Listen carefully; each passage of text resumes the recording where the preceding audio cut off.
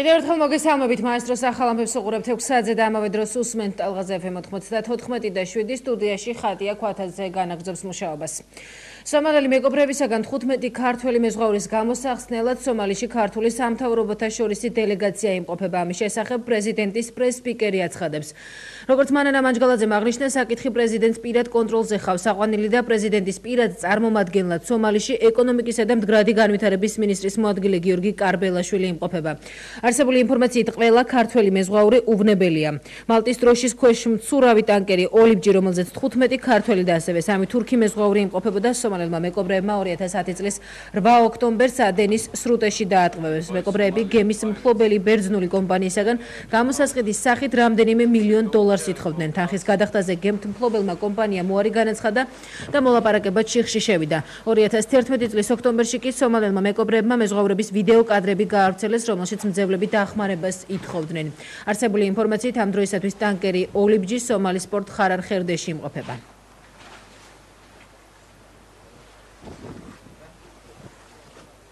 დღეს სხვა მთავარი თემები თბილისში ყიფშიძის ქუჩის 2 ნომერში გუშინღამით მშენებარე სახლის მიმდებარე ტერიტორიაზე სროლის ხმა ისმოდა. წინასწარი ინფორმაციით უცნობმა პირმა ჯიხურის მიმართულებით ავტომატური იარაღიდან ცეცხლი გახსნა. შემთხვევის ადგილას მხოლოდ დარაჯი იმყოფებოდა. სროლის შედეგად კი არავინ დაშავებულ ადგილზე კრიმინალური პოლიცია მუშაობდა. მომხდარის შესახებ გამოძიება უკვე დაწყებულია. დილას დამირეკა მეგობარმა, მითხრა რომ დაცხრილულია. ოფისს ვეძახით ვაგონი ჩვენ. და წამოვედი რა. ჩამოვედი და ნახე ფაქტი მომხდარია. იძახიან ავტომატის ჯერით არის დაცხრილული. ჯერჯერობით ვერაფერს ვერ ვიტყვი. ვერსიები ალბათ გამოძიება დაიწყება და გამოიკვეთება. 25 წლის შემტევი გიორგი მერებაშვილი კი თბილისის დინამოს დაუბრუნდა. დინამოს პრეს-ცენტრის ინფორმაციით მერებაშვილი კონტრაქტს ხელს უკვე ხვალ მოაწერს. ფეხბურთელმა 3 წლიანი კონტრაქტი იმ კლუბთან გააფორმა, სადაც 2006-დან 2010 წლამდე თამაშობდა და საუკეთესო ფეხბურთელადაც დასახელდა მის რიგებში. ზუსტად 2 წლის წინ ახალგაზრდა სპორტსმენი სერბულ ვოევოდინაში გადავიდა, რომლის შემადგენლობაში სერბეთის სუპერლიგაში გამართულ 53 შეხვედრაში 11 გოლი გაიტანა. საქართველოს ეროვნულ ნაკრებში კი მერებაშვილმა 16 მატჩი ჩაატარა, თუმცა გოლი არ გაუტანია.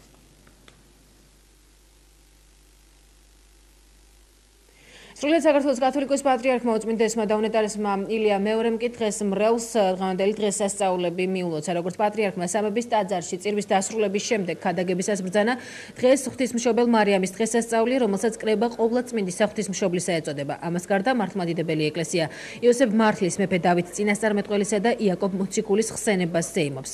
დღესვე ილია მეორემ ტრადიციულად რამდენიმე გვარი დალოცა და 1951 წელს რეპრესირებული მართლმადიდებელი ქრისტიანების სულები უფალში ავედრა.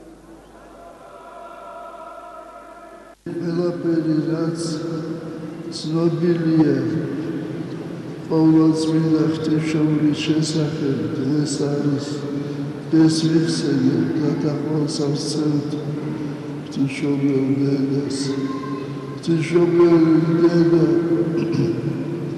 ის წმინდათა წმინდა ჭურჭელია სულიერი, რომელმაც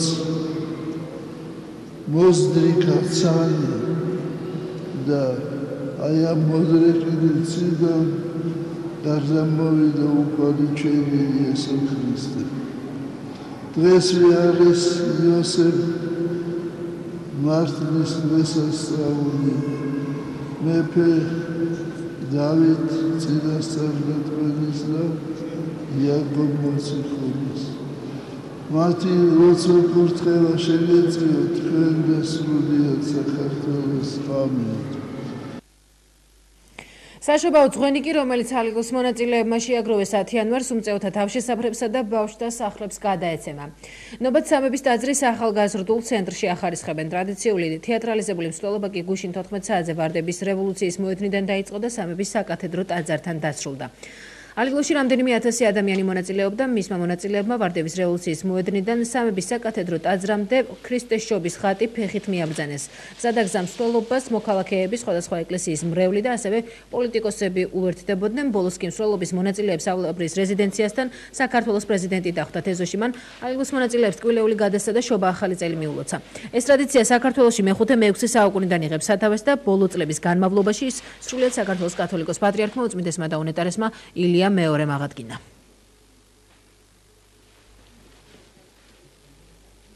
ალიგლოს მსვლელობის დროს მიღებული ეგროვილი შემოწირულობა ამ წუთებში ხარისხდება და ეს გადაეცემა მიუსაბარ ბავშვ დასახლებსა და მოხუცთა თავშესაფრებს. მიხეილ სააკაშვილმა კი შობა ახალი წელი გლდანელებს ტოტო კუტუნიოს კონცერტზე მიულოცა. როგორც პრეზიდენტმა აღნიშნა, საქართველოს სხვადასხვა ადგილას გამართული კონცერტი თანასწორობის იდეას ატარებს და ეს ყველაფერი ტურიზმის განვითარებას უწყობს ხელს.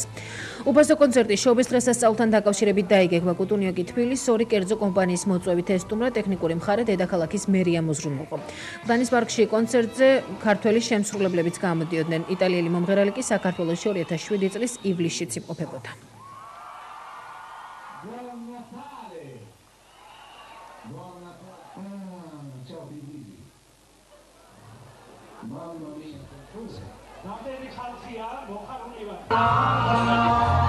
ძალიან ბევრ ადგილზე გაიმართა საქართველოში ახალ წელს კონცერტები და ესეც არის თანასწორობის იდეა, რომ თბილისის ცენტრში, დანში, ძალიან ბევრ ქალაქში, არა მხოლოდ ერთ-ორ ადგილზე და რა თქმა უნდა, ხშირად და ის შეიძლება დაცვან კითხვა, რომ აი რატო იქ შეიძლება ამდენი ფულის დახარჯვა, მაგრამ მინდა ვთქვა, რომ მაგალითად იგივე ბათუმში ერთი კვირა ყველა რესტორანი, ყველა კაფე, ყველა სასტუმრო იყო დაკავებული. ესე იგი ხალხში შევიდა ფული, ეს ფული გადანაწილდა. ის რომ ყოველ წელიწადს თითქმის ორმაგდება ტურისტების ჩამოსვლა ბევრ ადგილზე. ეს არის რომ ჩვენი ქალაქები ლამაზდება, ფული ხარჯება ასეთ ღონისძიებებში და ესე იგი ხალხში მიდის ფული და ესე იგი ნაწილდება მათ შორის ყველაზე გაჭირებულებისთვის. ამიტომ ამას ყველაფერს აზრი აქვს. ეს არ არის აკვიატება რომ ჩვენთვის გამონაკლისს